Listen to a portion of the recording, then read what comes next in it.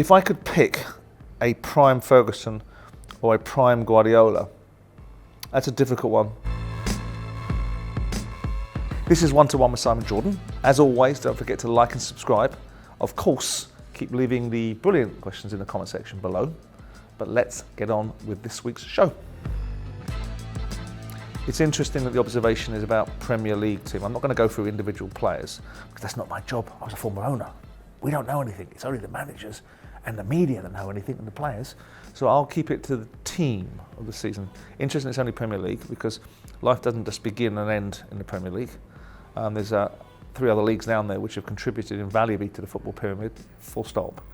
But let's focus specifically and explicitly on the Premier League. Look, there's a propensity to suggest that the team that wins the league, because of the meritocracy and the elitism of what football represents at times, that you'd go for the team that wins the league. If you've got the best team in the country because you won the league last year, you've got the best coach, and then you sign the best centre forward in world football, you should win the league, really. Perhaps, maybe. I think so. So I'm not going to put Man City as my Premier League team of the season. I'm going to look at 2 teams because I'm not going to be pigeonholed into one.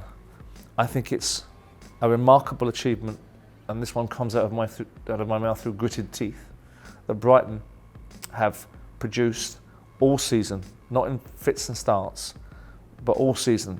They had to weather the storm of losing their manager Potter, who went off to Chelsea and achieved the square root of bugger all, brought in a manager that very few people had heard of and was questioned by people like Graeme Souness as having no background and not really staying in jobs for any period of time, that took him on to a different level. You had disruption in the camp with people like Trossard that were mainstay players that clearly had issues and wanted to go and did.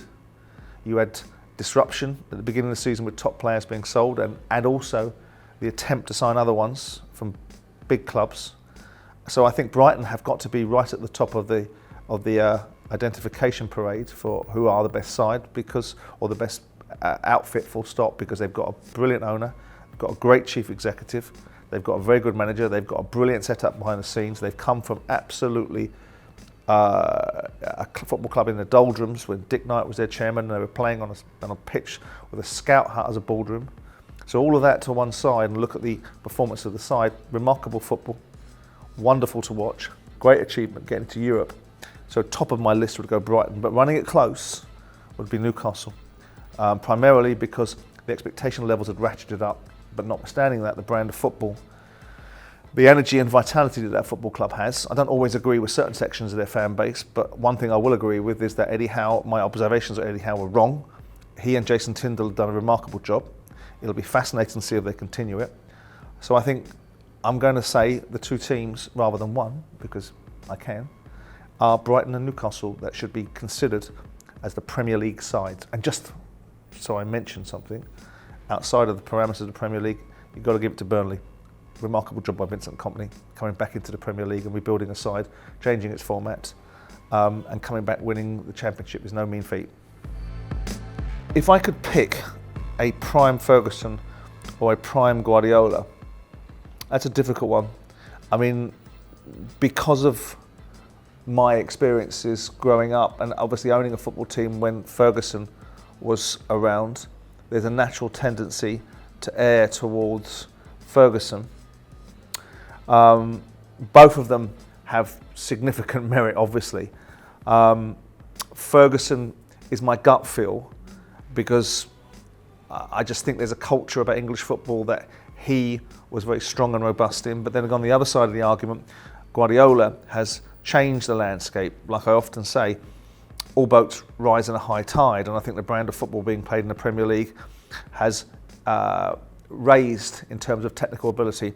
I'm not sure that we can still suggest that the Premier League is a physical, unique league because it's becoming more sanitised as we go by, but that's not Guardiola's fault. Look, I think probably now where football is, if you're superimposing Guardiola into Ferguson's time and the state of the Premier League and the component parts of it and how it was orchestrated and managed and run, I would say Ferguson. If you bring it to today's date and put Ferguson and Guardiola in today's football, I'd say Guardiola. But wow, what a choice to have. If I was fortunate enough to own a football club and get a choice between those two guys, all your Christmases would come at once, wouldn't they? I don't think there's any point. I mean, it's a silly analogy to suggest that people are bitter about something. That's like drinking poison and expecting other people to suffer. What's the point of that? Brighton are a football side that there's great rivalry between my club and their club. We had some great experiences. The vitriol and the disdain is very real. There'll never be an occasion where Brighton will be able to beat Palace in the playoff semi-finals at Selhurst Park, as Crystal Palace did to them at the Amex to qualify into the Premier League. But in the here and now, I don't have any bitterness. I think that's a destructive emotion, as I've just alluded to. I think the idea that you look at someone because there's a rivalry and you have to have bitterness and resentment is silly. I admire what Brighton have done. I admire that Tony Bloom has got the ambition and desire and the funds to have projected and injected Brighton to another level. I think that their recruitment policies, their current ideology is fantastic, but football is cyclical. And it wasn't so long ago that Palace were pushing up towards the top 10. So no, I don't have any bitterness. I have respect, a begrudging respect, but it's not laced with bitterness or envy. Those are counterproductive emotions. What you're supposed to do is look at other people and see how you can get better. It's a very British trait to try and pull people down. Having lived in America, what people do when you're successful is want to emulate you. What you have in this country when people are successful is people want to pull you down. I'm all about pulling the bottom up, not the top down. So currently Brighton are in a rich vein of form, getting a lot of things right. Palace are okay. You know, they're not in great nick. They've had to go back to an older manager to get themselves out of the cart. But they're still a Premier League club that's been in the Premier League for 10 years, which is a not insignificant achievement, one that myself and Ron Nodes would have loved to have had the old Palace chairman. Neither one of us managed to keep Palace in the Premier League for any significant period of times. So I think it's an admiration that I feel for Brighton rather than any form of bitterness or resentment. Well, look, Chelsea. There is every chance that Chelsea's shocking form can go into next season like there's every chance Tottenham's can, because once you get some rot into something, it's difficult to get it out. But that's why you change direction. That's why you pivot out of something and redirect, recalibrate, and refocus. Now, Pochettino's been brought in to do that. I have little doubt that Pochettino will take Chelsea back to a level of contending. I don't think they'll win the league anytime soon, but I think they'll be serious contenders. And I think you'll see that they'll cull and they'll clean and they'll refocus and they'll remove some of the dead wood, or more to the point, some of the unneeded or unnecessary players. Bowley will probably take a little bit more of a back seat with Pochettino. Pochettino will probably have a little bit more control over what, when, how and why in terms of what they've bought against what they retain, against what they may need. Because I think the ownership model will sit back and say, okay, we had our moment, we had our little scenario of thinking that there was a way to do things in terms of whether Tuchel was the right person to have sacked. I think given the information that's out there, or the information I was privy to, I think they did the right thing.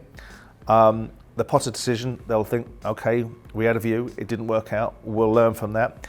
And the acquisition of a raft of players for significant amounts of money, again, will probably be reconsidered by Chelsea as maybe we could have done it slightly differently, because that's the nature of having successful people run a football club. They do tend to learn very quickly, make all the mistakes and the glare, get ridiculed and parodied by the football mafia, and then they learn. Now, I don't think there's any danger of Chelsea replicating this season. I think this is a one-off horror story. The players should look deep at themselves. I think the ownership model should look at its decision-making process. They've alighted upon Pochettino. Pochettino, I think, will kick arse and take numbers, and I think they'll be back inside the top 4 next season. So no, I don't have any fear, for whatever fear would be for Chelsea, given it's not my side, that this really poor culture that's developed amongst the playing group and their sense of responsibility and the manner in which they play will be replicated next season. So I would expect Pochettino, as I've just said, to get them rocking and rolling again. Right, that's it for this week's edition of One to One with Simon Jordan. Let me know your views on my choices of team of the season. Also, who would you have, Guardiola or Ferguson as your manager if you've got an ideal opportunity? And will Chelsea get better next year? Perhaps, I think so. Don't forget to like and subscribe. And of course, keep leaving your questions in the comment section below. and I look forward to seeing you next time out.